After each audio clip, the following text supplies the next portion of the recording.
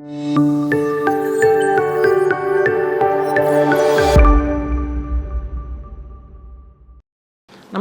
Welcome to my channel. నేను మీ వెల్లి చక్రధర్. ఇవాళ మనం వచ్చి మన టాపిక్ ఏంటంటే ఒక మంచి పిఎంఎస్ గురించి చెప్పుకుంటున్నారండి. అంటే ఏదైనా సేఫెస్ట్ పిఎంఎస్ ఉందా అంటే చాలామంది వింటున్నామండి, బయట చాలామంది చెప్తున్నారు పిఎంఎస్ అంటే రిస్క్ అంటున్నారు, అలాగే చర్నింగ్ ఎక్కువ ఉంటుంది అంటున్నారు, దానివల్ల మనం ట్యాక్స్లు ఎక్కువ కట్టాల్సి వస్తుంది అని చెప్తున్నారు. అలాంటివి ఏం లేకుండా సింపుల్గా ఒక మంచి పిఎంఎస్ ఏదన్నా రిస్క్ లేనిది ఉందా అంటే ఉందండి. దాన్ని బ్లూచిప్ పిఎంఎస్ అంటారు. బ్లూచిప్ పిఎంఎస్ అంటే మీ అందరికీ తెలుసు. బ్లూచిప్ అంటేనే ఒక స్ట్రాంగ్ అయిన కంపెనీస్, ఒక గ్రోత్ ఉన్న కంపెనీస్, ఒక స్టెబిలిటీ ఉన్న కంపెనీస్. సో అట్లాంటి కంపెనీస్ సంబంధించిందే మన ఈ బ్లూచిప్ పిఎంఎస్ అంటారు. ఇప్పుడు చూడండి, ఫర్ ఎగ్జాంపుల్ చెప్తాను, మనకి నిఫ్టీ 50 అందరికీ తెలుసు. సో నిఫ్టీ 50లో అందరికీ ఏం తెలుసు అంటే ఒక 50 కంపెనీస్ ఉంటాయి.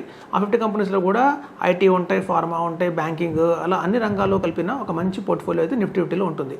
అట్లా ఉన్న నిఫ్టీ 50లోంచి కూడా ఒక మంచి 20 స్టాక్స్ని వీళ్ళు ఐడెంటిఫై చేసి వేటికైతే రాబోయే ఒక 3 ఇయర్స్లో మంచి గ్రోత్ ఉంది, ఒక వాల్యూ ఉంది అన్న స్టాక్స్ని మాత్రమే తీసుకుంటారండి.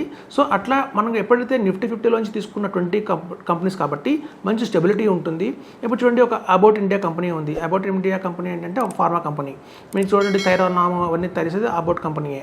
ఒక్కొక్క షేర్ వచ్చి దగ్గర 25,000 ఉంటుంది ఆ షేర్.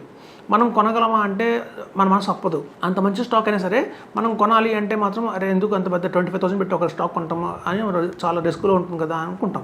కాకపోతే ఇక పిఎంఎస్ ద్వారా వెళ్ళిన వాళ్ళ కంపెనీ ఏంటంటే ఆ కంపెనీ నిజంగా బాగుంది అన్నప్పుడు డెఫినెట్గా వాళ్ళు అలాంటి స్టాక్ని పిక్ చేస్తారు. సో మనకేంటంటే చూడండి, పిఎంఎస్లో మనం పెట్టి 50 lakhsకి అలాంటి మంచి మంచి స్టాక్స్ ఒక 4-5 స్టాక్స్ వస్తాయి. అదే మ్యూచువల్ ఫండ్స్లో ఏమవుతుంది అంటే అబౌట్ కంపెనీ లాంటి మంచి మంచి స్టాక్స్ అయినా సరే మనం ఎక్కువ నెంబర్ ఆఫ్ స్టాక్స్ ఉంటాయి కాబట్టి 180 కంపెనీస్ దాకా వాళ్ళు కొంటారు కాబట్టి ఇట్లాంటి అలొకేషన్ అనేది చాలా తక్కువ ఉంటుంది అట్లాంటి కంపెనీస్లో. దాని ద్వారా మనకు వచ్చే స్టాక్ 1 or 2 వస్తాయి. సో అట్లాగే ఏంటంటే పిఎంఎస్లో కూడా మనం బ్లూ చిప్ స్టాక్స్ కనుక తీసుకుంటే మనమే కాదండి, నెక్స్ట్ ఒక 4-5 జనరేషన్స్ కూడా హ్యాపీగా ఉండొచ్చు. మనం ఒకసారి అలాంటి పోర్ట్ఫోలియోలో ఇన్వెస్ట్మెంట్ చేసిన తర్వాత మనం మళ్ళీ తిరిగి చూసుకోకర్లేదు ఆ పోర్ట్ఫోలియో గురించి. ఎందుకంటే ప్రతి ఒక్క సంవత్సరం కూడా రివ్యూ చేస్తారు.